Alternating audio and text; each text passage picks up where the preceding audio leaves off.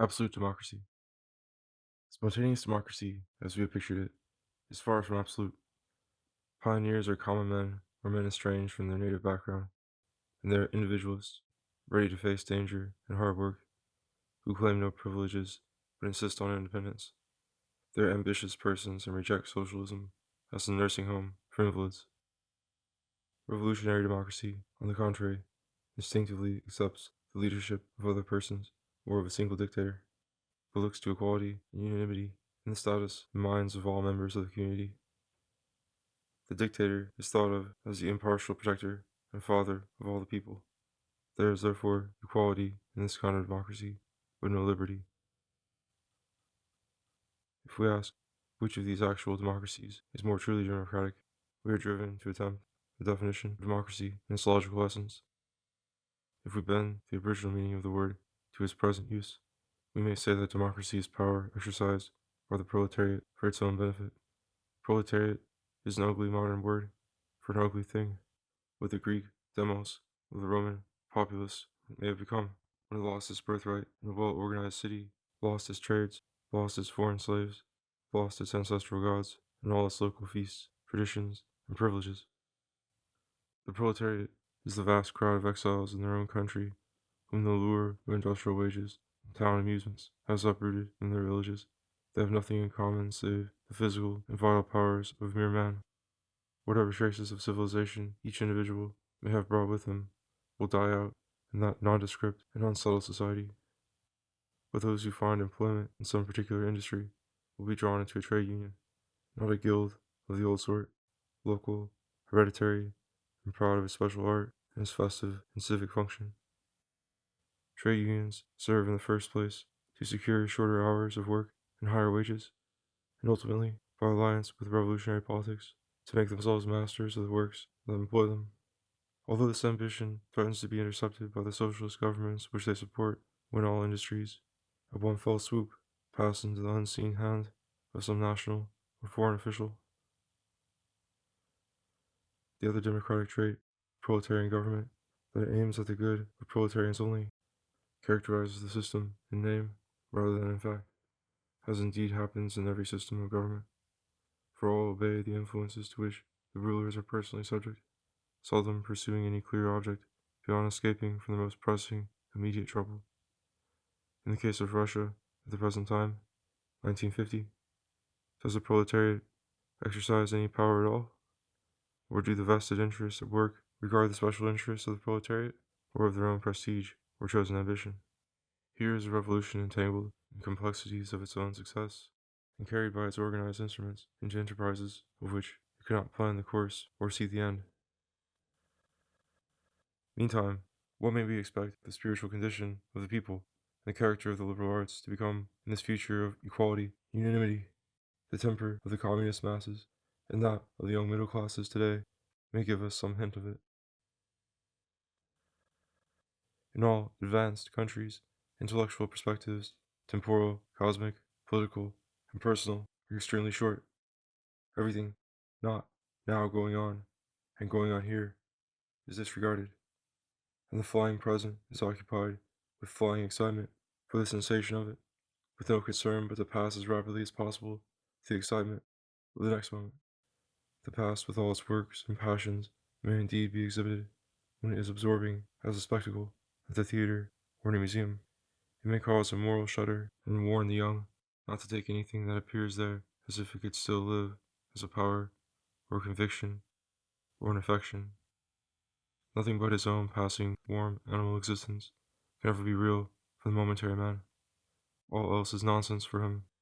The undifferentiated proletariat will glorify undifferentiated existence. Such may be the ultimate voice of revolutionary democracy. Constitutional democracy, on the contrary, is only a means to an end. It has no occasion to frame a moral philosophy, either sublime or absurd. It recommends and practices frequent appeals to public opinion to control the easily deranged mechanism of administration and lawgiving. It counts on this method to secure public acquiescence and to diminish the friction involved in maintaining order in a society which should be highly differentiated, since it means to be vitally free and traditionally continuous. A clear test of the distinction between democracy as a means to liberty and democracy as a means to equality may be seen in the demand for unanimity. This is a militant demand, intolerant of the generative order of nature, which radiates centrifugally into as many comparable perfections as the crowded jungle of existence will allow. But in each individual, in each species or institution, egotism inevitably reigns until it is corrected, or rather transcended, by the disinterested imagination of the poet and man. To him, nature and logic are dear, not because useful in feeding and indoctrinating mankind, but because they liberate him, when he loves them, from subjection to his own animal interests and to those of the universal animal commonwealth, in which all that is not common will have been stamped out. Instrumental democracy, when it falls in love with itself, as all absorbing instrumentalities are apt to do, also tends to demand and to produce unanimity. Compromise is accepted reasonably when it touches only a choice of means towards a common end, but in deeply democratic hearts is accepted religiously, as the saintly sacrifice of a random personal passion or tradition. This is justified in view of a glorious unanimity to ensue in the world by the sacrifice of all individual preference. The tolerant liberal may be at heart an aristocrat, a nationalist, a proudly skeptical scholar and lover of tradition, as some of the old Whigs were. Nothing may be further from him than the desire that his heart should beat as one with that of the majority. But he may smilingly conform to foolish old hobbies, and even put up with the suicidal measures carried out by the demagogues. Things have to change and disappear at last, and a good-natured acquiescence with human folly, avoiding it privately as much as possible in one's own person and society, will only help to preserve the spirit of liberal arts and transmit it to the next civilization. The passion for absolute democracy is the refuge of those who, being unable or unwilling to live in harmony with the hierarchy of nature and of the arts, and being at the same time conscious of the folly of subjective cosmologies, find at last an always contemporary absolute and always different unanimity of mankind to be secured by the continual suppression of minorities.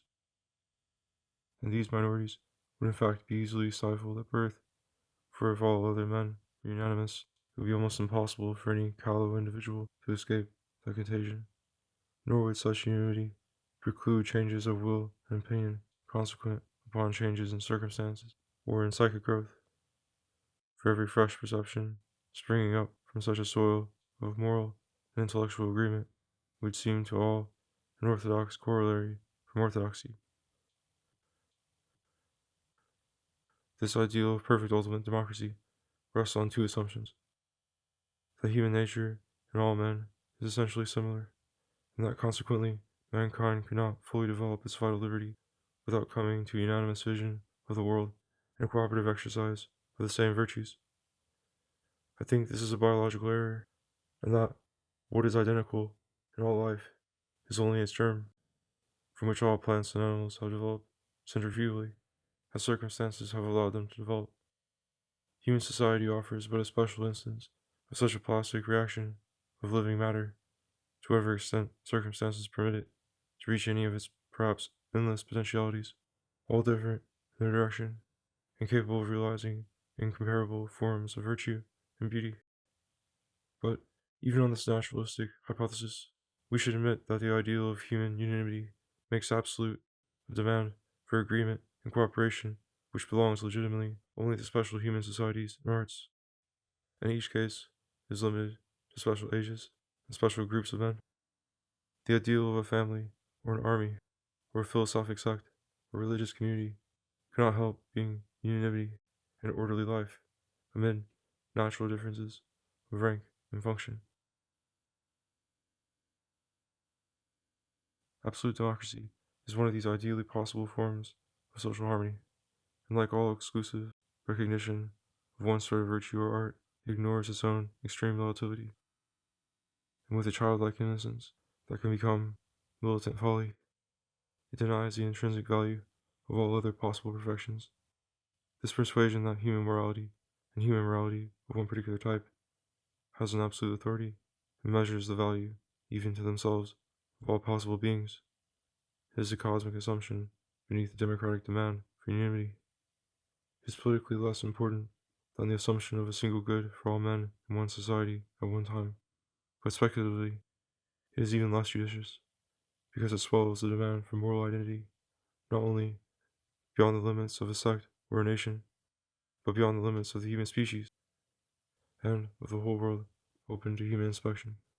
The moral dogmatism which, for momentary local cooperation, might be thought a happy blindness, then becomes a sort of cosmic madness and blasphemy.